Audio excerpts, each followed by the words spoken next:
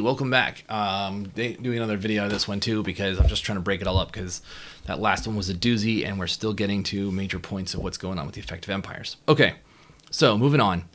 What happened, and particularly start this one out with one of the worst things in human history that ever happened. Because of this, there were colonies, which led to agricultural systems and slavery. It was seen as a way to get supply for dying natives, which caused us what's called the Middle Passage. As a middle point in the exchange of goods. Raw materials went to Europe for processing and manufacturing. Then they took products to Africa and bought slaves. And from those slaves, they crossed what's called the Middle Passage back to the Americas to produce more raw materials and stuff for Europe. This was a completely dehumanizing process. I can't stress this enough. The best way to put it is when selling these individuals, they would call human beings bucks and mares. So they didn't even use language of humanity. They were treated less than animals and stuff. Not only that, we're talking about millions of people. And I'm going to show you 2 videos about this just to show you how bad. Another one, if you're seeing this in the school, look down at the tiles and count 6 of those square tiles at your feet. That's 6 square feet. That's how much in feet, or that's how much space an average person had along this voyage. They were packed in sardines, usually 3 to 4 in bunks, and they were not given bathroom breaks. So if you went on the people below you. If you threw up on the people below you. This was all awful. That's just the voyage. And another thing that's actually showing up as a result of this is that people that survived, the Africans that survived, we're noticing that African Americans and people of African descent in the Americans as a whole suffer from a lot of diseases related to higher amounts of sodium. And they've been looking at, like, why? Is it traditional foods of particularly American Southern cuisines being high in salts and fried foods, but whites and blacks are eating those foods in the South pretty much the same. So it's not that. So look at other things, and one of the only things they can think of as a major difference was the people that died more frequently on the voyages over died mostly of dehydration and illness. Dehydration was prevented by higher salt in your body. Your sodium levels could retain more water, which prevented people from dehydrating across a very long and dangerous voyage. And so even today, some of those ramifications are still showing up in the populations of the Americas that have this culture, persons and enslaved over time in them now. So there's one aspect. When we talk about Roman slavery and others, I mean, I'm going on a rant a little bit here because there's a lot of misinformation. And if you haven't been surprised, I'm usually that guy on the internet. When someone says something stupid and that's historically wrong, I can't let it go because they're being dumb. And I don't care if they're being dumb about something that's politically motivated or not politically motivated. Just don't be historically stupid because I can't handle it. Anyway, I rant. Particularly in the United States. Is that where I'm going with this? So it becomes the United States and the colonies in general, both North and South America. This was called chattel slavery. If there's anything you're going to talk about that makes sense, you need to understand chattel slavery. Chattel slavery looked at people as property that was inherently property. And what I mean by that is you're owned as an object and no different from a pet. Roman slavery was usually war captives. There were some captured during times of revolt or rebellion, but children were not slaves if their parents were slaves. There was an understanding that upon death, slaves would be given freedoms, or they could actually purchase their freedoms. That still happened in a lot of the other parts of the world. So, and I'm not saying slavery was better or anything. I'm saying that slavery was different in how it was commonly practiced. This slavery, oh, by the way, also Roman slavery, and even in the East African trade and North African trade, slavery had no cultural or racial component to it. You were a slave or you weren't a slave. You could tell in Roman markets who they were because they wore belts and other ways of designing themselves. But here in the Americas, slaves were branded and marked as permanent slaves. They were whipped and beaten. They were used for mass agricultural labor on an industrial scale. Children were considered property of the owner. The people involved did not have personhood. They were not treated like people. So when it came to consent from the master, there was no consent. Very much dehumanized. And when we put these in context of different things, yes, there were some abuses in the indentured servitude system. A lot of people bring up there were Irish slaves under Cromwell. He expelled people and sent them to different places, but they were not slaves as we know them. They were more indentured servants that paid their way back. They still had personhood and some human rights and could sue and go before court. A slave could not do anything like that. So when you hear, yes, there is slavery, is much like saying, yes, there's democracy in the United States as well as there was in, say, Greece and Athens. When in Athens, all able-bodied males with property could vote, 4 or 5% of the population. Whereas our country is not a democracy, it's a republic. We elect our officials to make decisions for us. So what I mean in all of this is to understand once again that slavery here is a big deal and it is a completely different system than it's ever seen before. So, okay.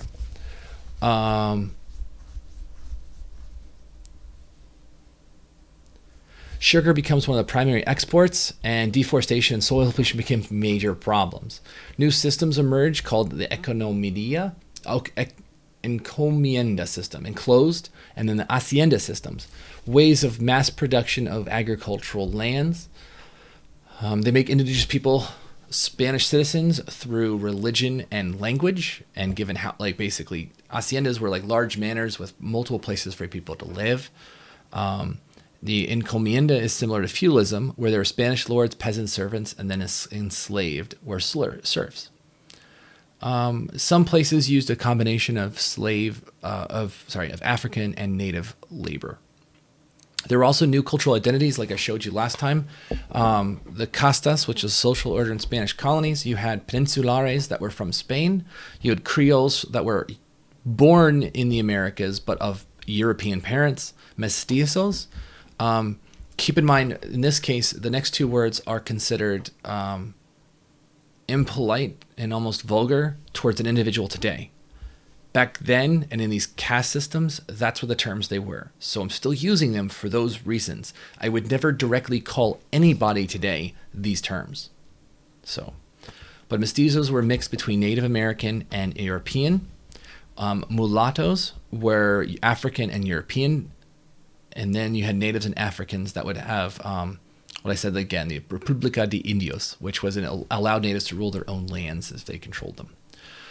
English colonies had less mixing of population because women came to the colonies pretty quickly after men. While Jamestown was 1607, by 1619, we're seeing the first introductions of tobacco, women, representative government, and slavery. So, yeah, a little different.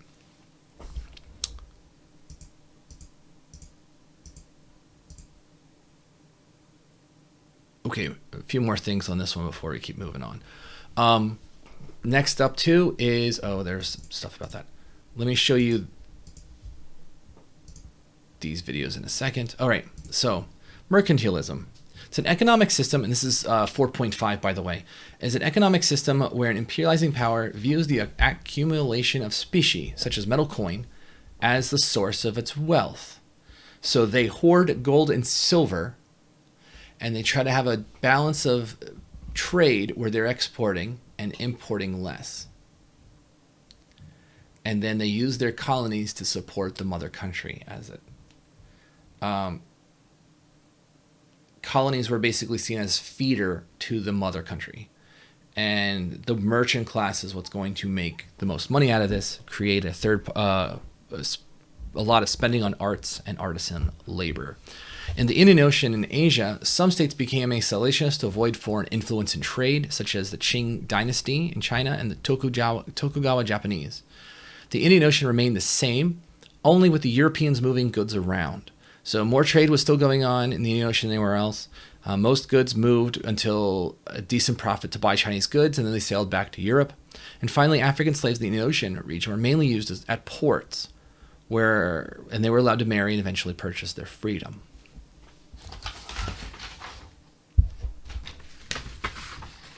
All right, conflicts that came up. In Morocco and Songhai, so Northern Africa and Southern Africa, there's a conflict. Muslim and European rivalry in the Indian Ocean became a major issue, as well as religious conflicts between like Protestant and Christian.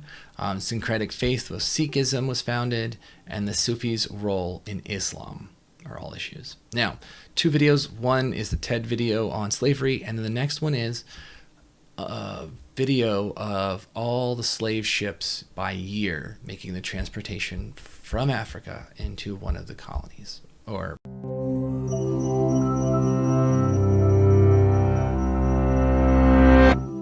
Slavery, the treatment of human beings as property, deprived of personal rights, has occurred in many forms throughout the world. But one institution stands out for both its global scale and its lasting legacy. The Atlantic slave trade, occurring from the late 15th to the mid-19th century and spanning 3 continents, forcibly brought more than 10 million Africans to the Americas. The impact it would leave affected not only these slaves and their descendants, but the economies and histories of large parts of the world. There had been centuries of contact between Europe and Africa via the Mediterranean. But the Atlantic slave trade began in the late 1400s with Portuguese colonies in West Africa and Spanish settlement of the Americas shortly after. The crops grown in the new colonies, sugarcane, tobacco, and cotton, were labor-intensive, and there were not enough settlers or indentured servants to cultivate all the new land.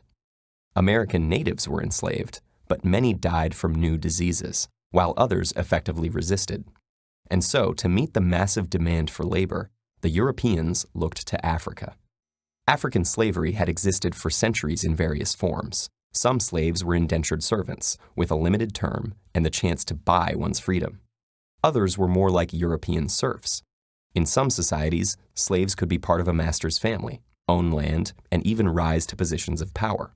But when white captains came offering manufactured goods, weapons, and rum for slaves, African kings and merchants had little reason to hesitate. They viewed the people they sold not as fellow Africans, but criminals, debtors, or prisoners of war from rival tribes. By selling them, kings enriched their own realms and strengthened them against neighboring enemies.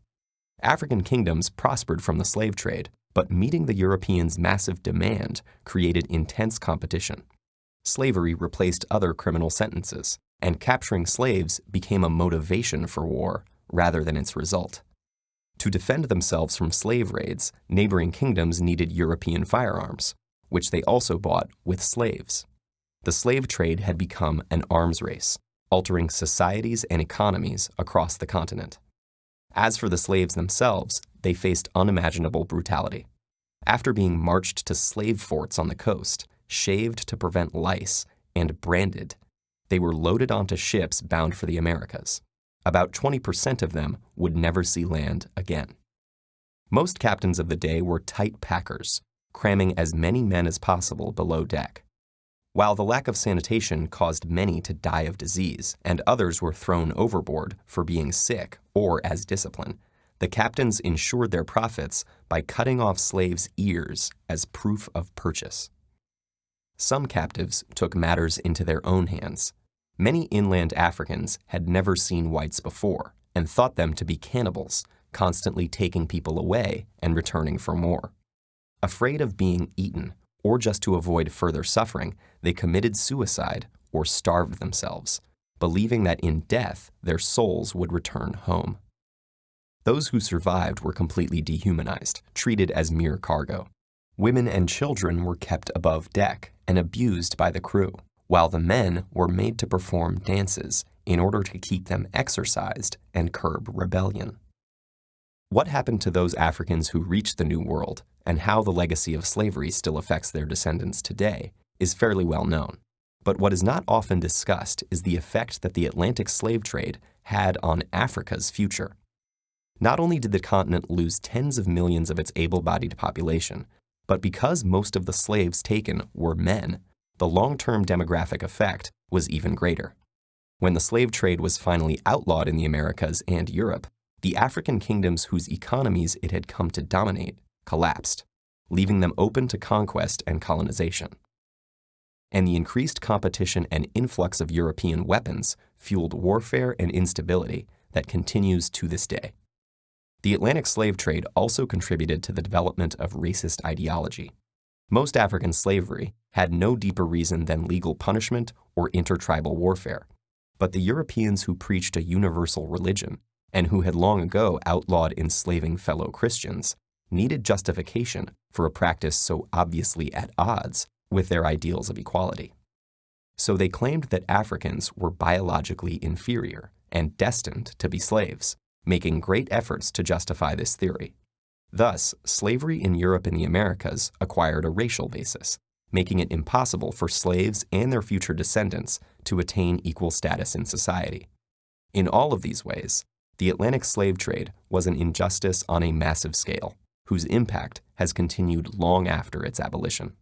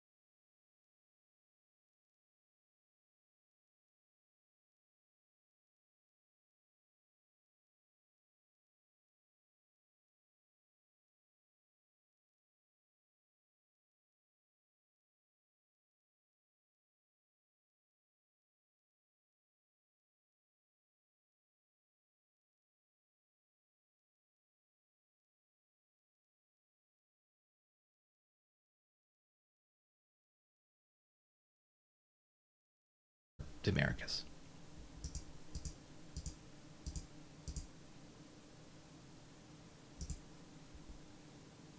So resistance to imperialism and Asian empires.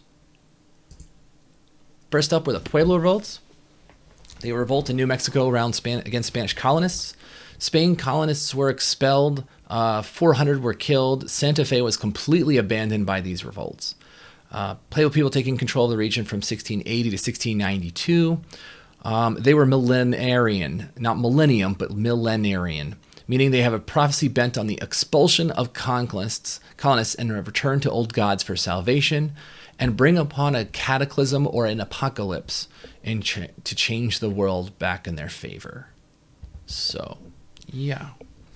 The Fronde movement, French rebellions in the 1640s and 50s over taxation and autonomy. They wanted their own somewhat self-rule. They weren't looking here for independence, but they wanted some freedom for themselves.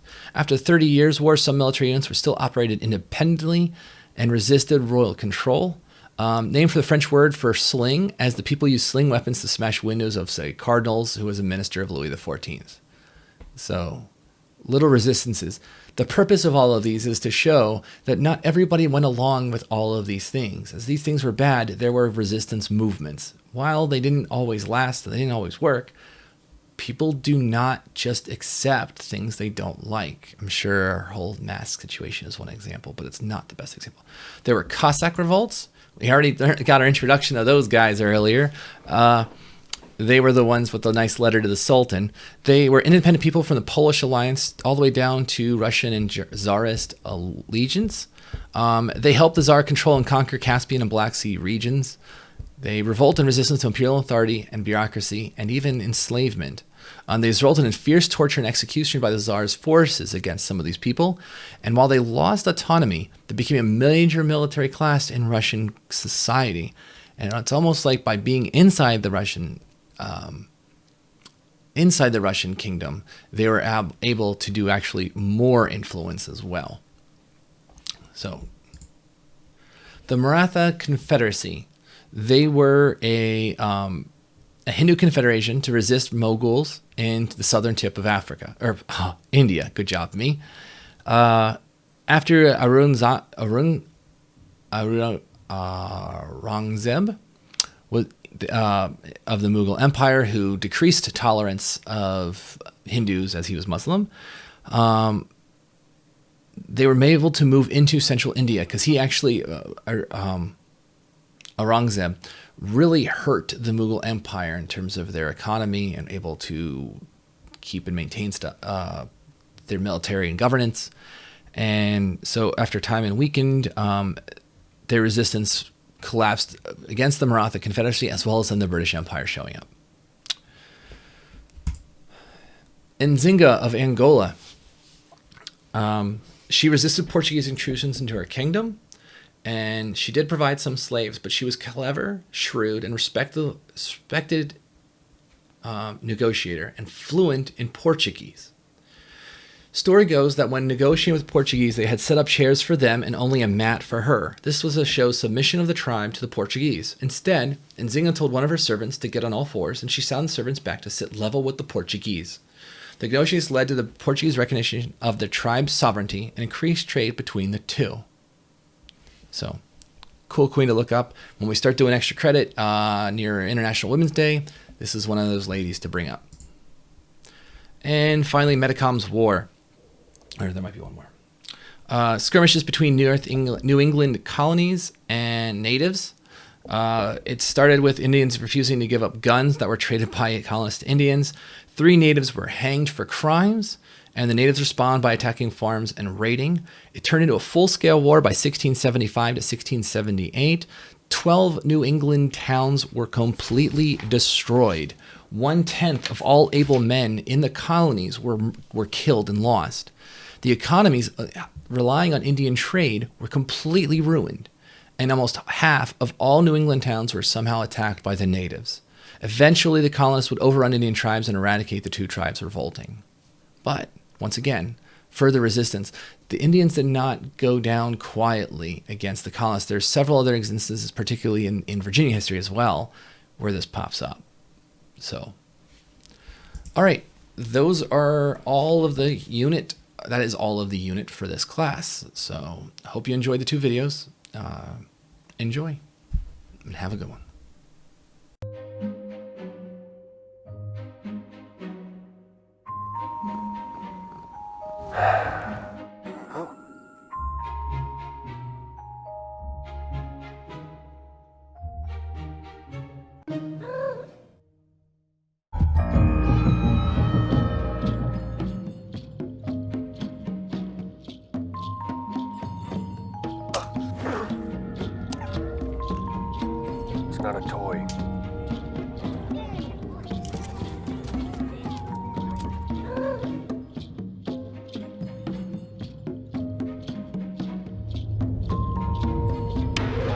Stop touching things.